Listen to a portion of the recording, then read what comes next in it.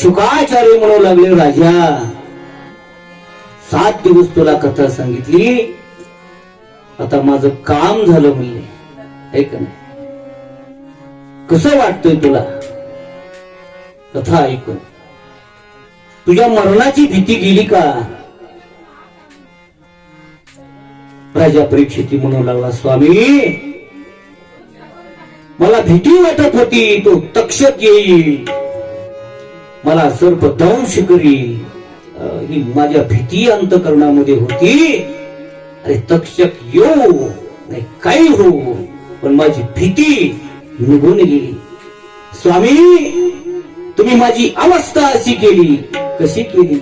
मरण माझे मरणी गेले,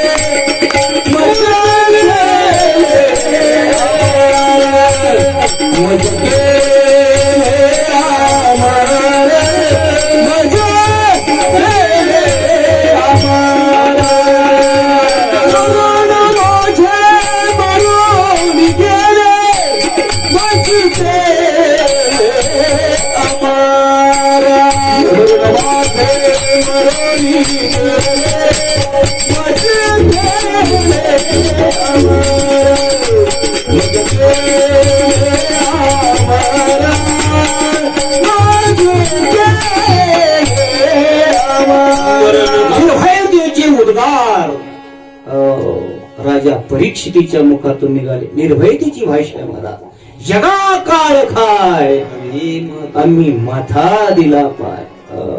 तुका म्हणे काळ आता करू न शके बळ, तुका म्हणे बळी गाडे कडी काळ पाया पडे. कडी काळाचे नचले बळ, ऐशे सबळ हरिदास किंवा अमा हरीच्या दासा काही भय नाही त्रिलोकी. ही भाषा परीक्षितीच्या मुखातून निघाली. रिझल्ट आला. शुकाचार्याला वाटलं रिझल्ट आला. ऐका नाही, एवढा आपण 7 दिवस बेजार झालो, मरणाची भीती वाटत होती राजा परीक्षितीला, निघून गेली महाराज. आनंद वाटला. राजा माझं काम झालं, आता जातो म्हणले मी, आता झालं माझं काम. जायला निघाले शुकाचार्य. राजा परीक्षिती म्हणतोय, स्वामी 7 दिवस तुम्ही मला ही श्रीमद भागवत कथा वर्णन करून सांगितली, केवढी उपकार तुम्ही माझ्यावरती केले. अरे माझी आई उपकार एवढे करू शकणार नाही, माझे बाप उपकार एवढे करू शकले. उपकार सांगून काय बाप न करी ऐसी माय, धर्म त्यांच्या केले पाय, दिले अक्षय अभय दानदा.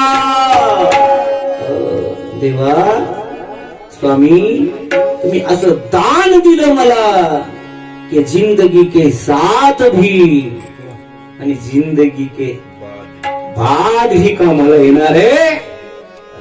म्हणून काय देऊ तुम्हाला, आता काय देऊ तुम्हाला, एवढे उपकार केले, काय द्यावी त्याशी भावी उतराई ठेविता हा पायी जीव थोडा.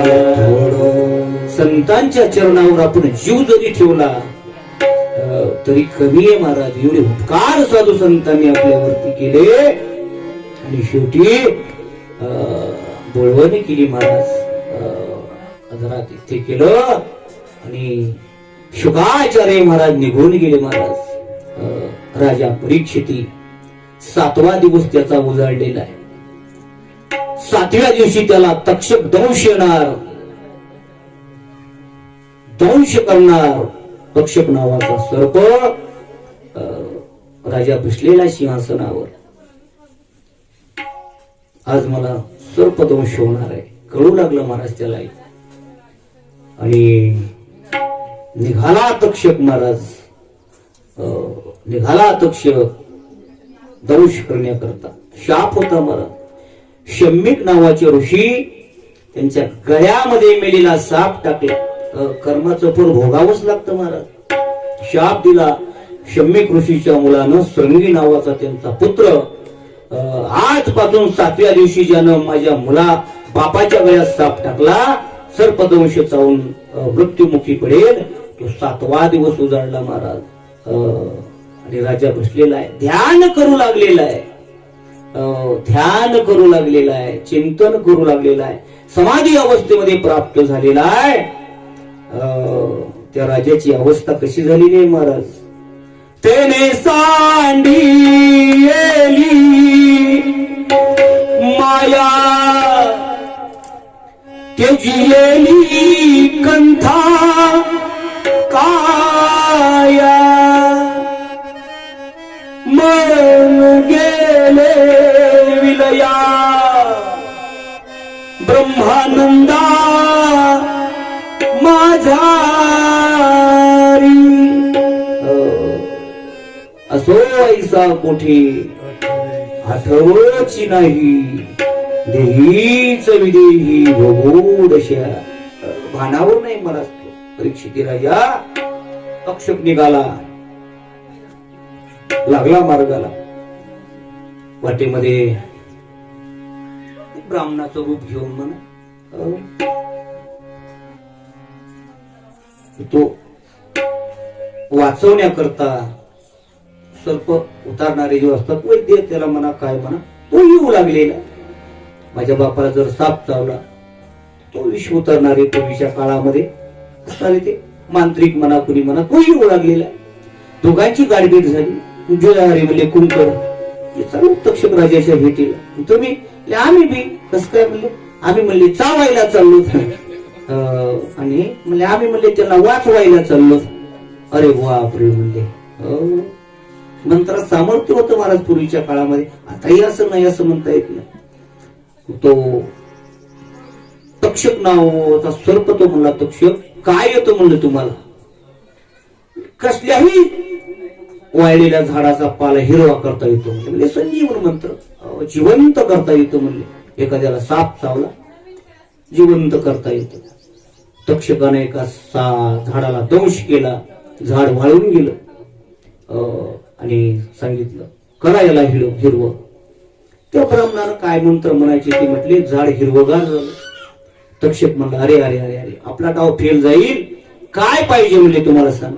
काही नाही म्हणजे मला पैसे पाहिजे. काय पाहिजे. मी तक्षकाकडे चाललो म्हणले मला पैसे पाहिजेत म्हणले. किती पाहिजे काय असेल ते मनभर सोनं त्याला देऊन टाकलं. जा म्हणले तू येऊ नको परत जा. गेला महाराज तो ब्राह्मण परत निघाला. तक्षक राजवाड्यामध्ये घुसला असं सांगतात. राजाला फळ खाऊ वाटलं, बोर खाऊ वाटलं आहे का नाही. आणि मग त्या बोराच्या रूपामध्ये बोर खावं म्हणून बोराचं पेट ताट त्याला दिलेलं आहे. आणि त्याला राजानं खाण्याकरता ते उचललं महाराज बोर. त्याच्यातून आळी बाहेर आली महाराज. आणि आळी बाहेर आली. तिनं आपलं स्वरूप मोठं केलं महाराज. एवढं मोठं केलं एवढं फणाच काढला. असा फणा काढला. राजाला माहिती आहे माझं काय होणार आहे म्हणून राजाच्या डोक्याला त्यानं स्पर्श केला किंवा दंश केला. आणि राजा त्याच ठिकाणी अंतर्धान पावलेला आहे. परीक्षित महाराज